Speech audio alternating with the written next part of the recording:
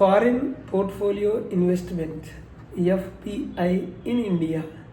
We'll see the legal framework. FPI operates under dual regulatory structure. One is Securities Exchange Board of India Foreign Portfolio Investors Regulations 2019, and second one is Foreign Exchange Management Non-Debt Instruments Rules 2019, that is NDI rules.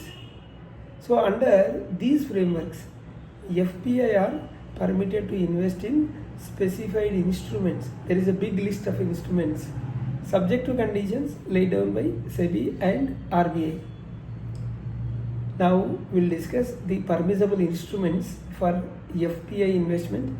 According to the NDI rules and SEBI guidelines, FPI may invest in total 17 instruments. 1. Listed or to be listed equity shares, debentures and warrants of Indian companies. Second one, units of mutual fund schemes, either listed or unlisted, recognized by SEBI.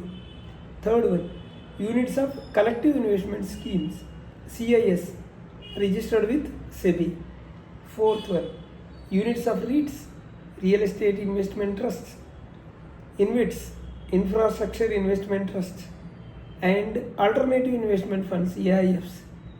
Fifth one, exchange traded derivatives permitted by SEBI. Sixth, non-convertible debentures, NCDs, and bonds issued by Indian companies. Seventh, G-Secs, government securities, T-bills, treasury bills. Eighth, CPs, commercial papers issued by Indian corporates. Ninth, rupee denominated credit enhanced bonds. 10th, SRs, security receipts issued by ARCs. ARCs means asset reconstruction companies. Then 11th one, units of domestic mutual funds or exchange traded funds. These are all ETFs that invest less than or equal to 50% in equity. Then 12, debt instruments issued by banks including Tier 1 and Tier 2 capital instruments under RBI norms. 13, rupee denominated bonds or units issued by infrastructure debt funds, IDFs. 14, IDRs, Indian depository receipts. 15, securitized debt instruments including certificate issued by SPVs, special purpose vehicles set up for asset securitization. Then 16, municipal bonds. 17, debt securities issued by REITs and InvITs. These are all total 17 instruments. Here all investments are subject to sectoral gaps, pricing guidelines under FEMA, and reporting requirements through RBI Firms portal. Now we will also discuss SEBI circular dated 24th August 2023, enhanced disclosure requirements. SEBI, through its circular dated 24th August 2023, introduced a stringent transparency norms for certain objectively identified FPIs. The purpose is to prevent concentration of ownership and round tripping of funds into Indian markets. This is the purpose of this 24th August 2023 circular. Who are the impacted FPIs? This circular targets two categories of FPIs.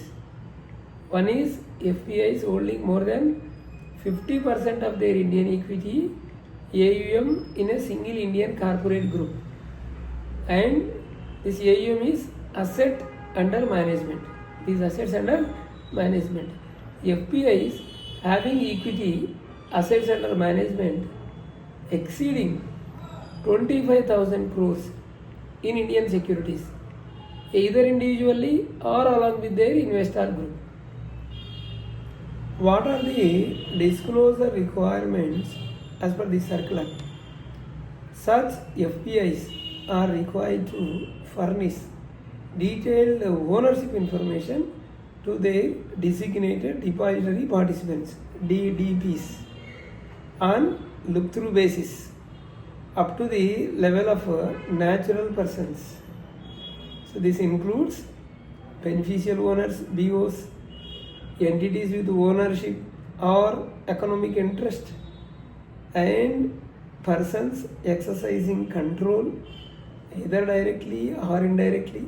So this full transparency must be maintained unless the FPI realigns its holdings within SEBI's prescribed timelines. We'll see the SOPs, Standard Operating Procedure.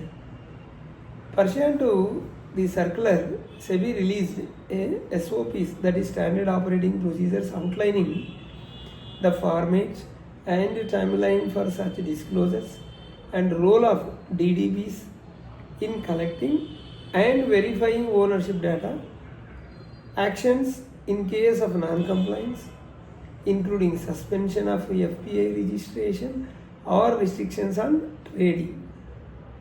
So exemptions under para 3.3 of this SOP, certain categories of FPIs and investors are exempted from providing these additional disclosures.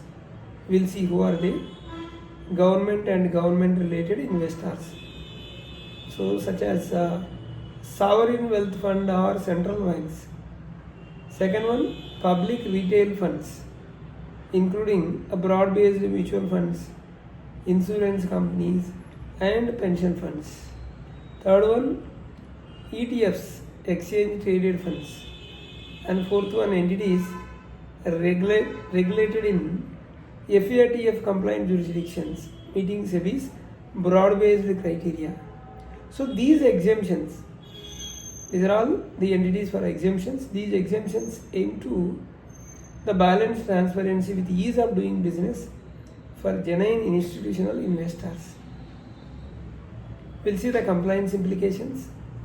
Non-compliance with the disclosure requirements may result in suspension of FPI activity or cancellation of registration. So FPI are advised to realign their portfolios if they breach concentration thresholds. DDPs, they plays a critical role as the first level compliance filter under SEBI's oversight. Clear? We have two channels, RR Corporates, other RR Legal Talks. Please do subscribe and hit the bell icon so that you will not miss our latest videos. Thank you.